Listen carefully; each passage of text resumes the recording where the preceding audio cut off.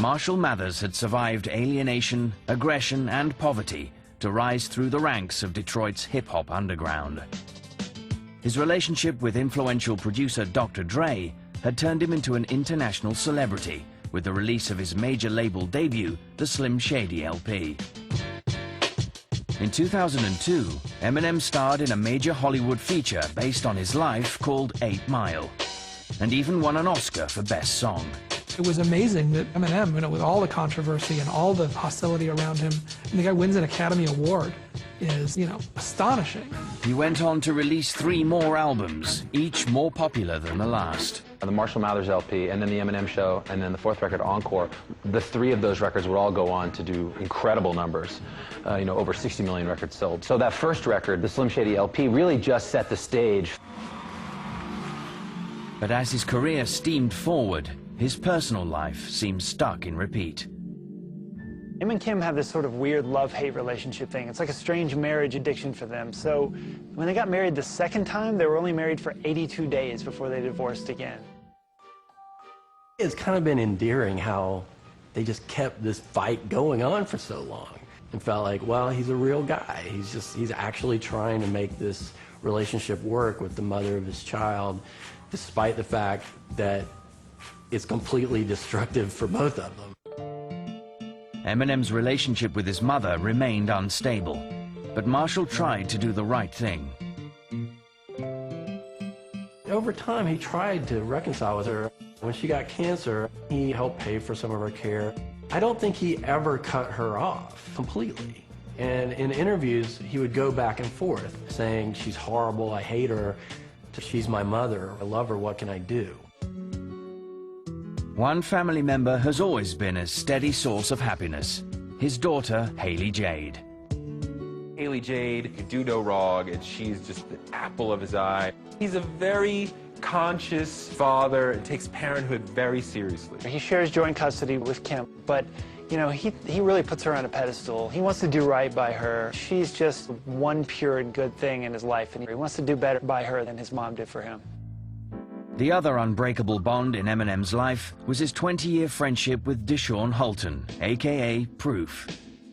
They'd been drawn together by a common love of hip-hop, and even as Eminem's career exploded, they were inseparable. But on the 11th of April 2006, that friendship was destroyed. Proof was in a bar on 8 Mile. There was an argument. Proof was shot and killed in a shooting in Detroit.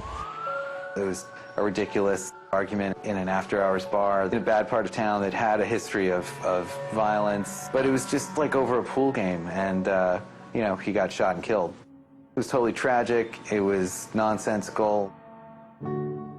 Just 32 years old, Deshaun Holton was laid to rest at Detroit's Fellowship Chapel. The 2,000-seat church was filled to capacity with fans and music world dignitaries, including Dr. Dre and rapper 50 Cent. But no one felt the loss quite like Marshall Mathers. I saw Em really briefly. I mean, you could tell he was in shock. I don't think he believed his friend was gone. Proof was a brother to him. They really grew up together, came up together. It wasn't just a hip-hop thing. They were together in life.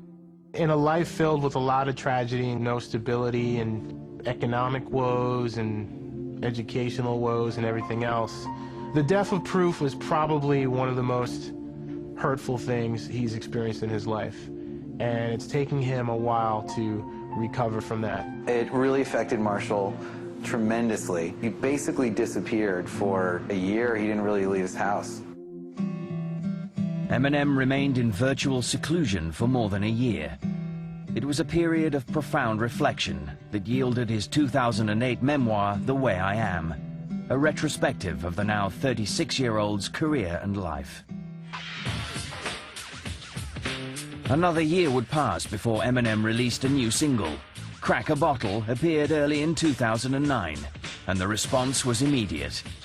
The single Crack the Bottle sold 418,000 downloads in the first week it was out. It shattered all kinds of records.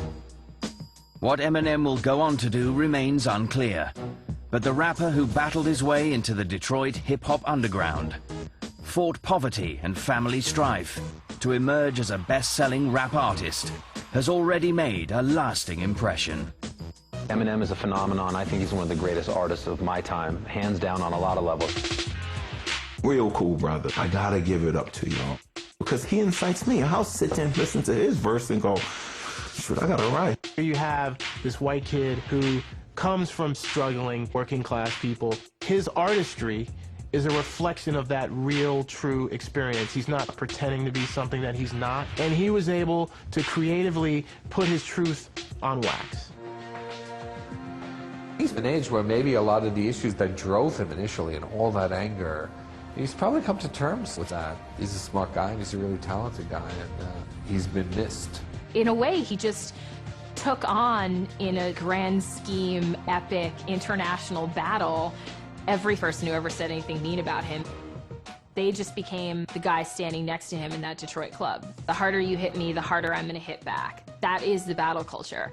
That battle, Eminem versus the universe, it's pretty clear that he won. He's as big as it gets.